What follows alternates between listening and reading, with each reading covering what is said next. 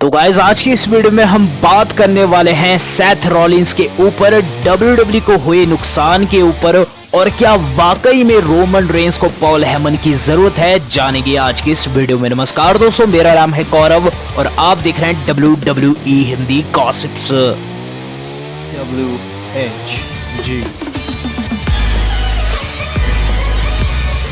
तो गाइज सबसे पहले बात कर ली जाए सेथ फ्रिकिंग रॉलिंस की।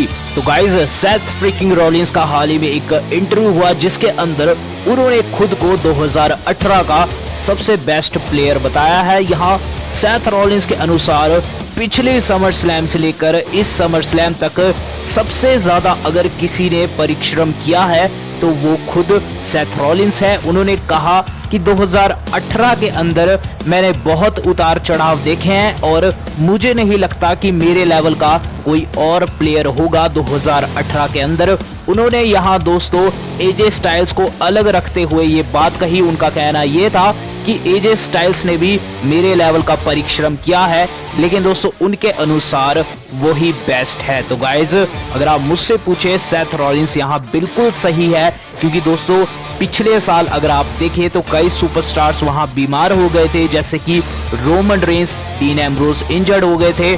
बाकी के कई सुपरस्टार दोस्तों कंसिस्टेंट तो थे, लेकिन दोस्तों इतना ज्यादा उन्हें ऑडियंस से रिएक्शन नहीं मिल रहा था। और यहाँ सेथ रॉलिंस अभी अपनी टॉप गेम पे है। लेकिन दोस्तों अब हम बात कर लेते हैं WWE को हुए नुकसान, या फिर आप कह लीजिए विंस मैकमैन को हुए दिमागी नुकसान की। तो दरअसल दोस्तों मामला है विंस मैकमैन और दूसरी कंपनी से जुड़ा हुआ। अगर आप नहीं जानते हैं, इस वर्ल्ड में WWE के अलावा भी कई और कंपनीज है, जैसे कि दोस्तों इम्पैक्ट रेसलिंग, यहाँ ROH है, NJPW है, लेकिन कोई भी WWE के लेवल की कंपनी नहीं है। लेकिन अब दोस्तों दो कंपनीज ऐसी है जो कि WWE के लेवल में खड़ी हो चुकी है, जिनका नाम है ROH और NJPW। दोनों कंपनीज ने दोस्तों पिछले महीने एक पार्टनरशिप की थी, जिसके चलते उन्होंने अगली रेसलमेनिया वीकेंड के अंदर अपना एक PPV रखा है, जो कि दोस्तों 6 अप्रैल को होने जा रहा है, जिसका नाम है G1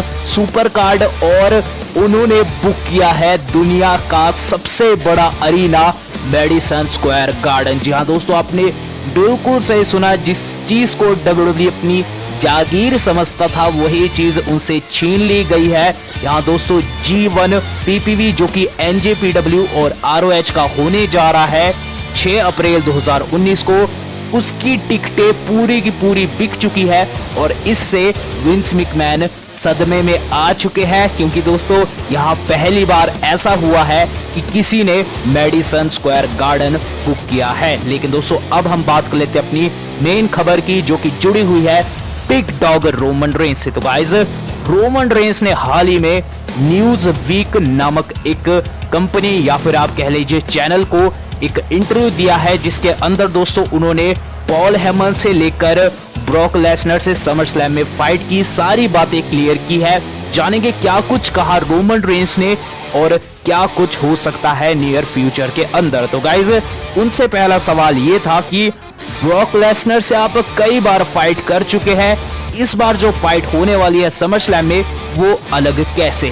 तो गाइज इस पर रोमन रेंस ने जवाब दिया, वेल देखो हमारी सिर्फ 3 बार फाइट हुई है और बाकी के जो मैचेस हमने लड़े थे वो मल्टी मैच थे, चाहे वो समर स्लैम का फैटल 4-वे मैच क्यों ना हो, चाहे डीन एम्ब्रोस और मेरे और ब्रॉक के बीच में ट्रिपल थ्रेट मैच क्यों ना हो, हम सिर्फ 3 फाइट लड़े हैं। यहाँ कोई ज्यादा फाइट हमने नहीं की है।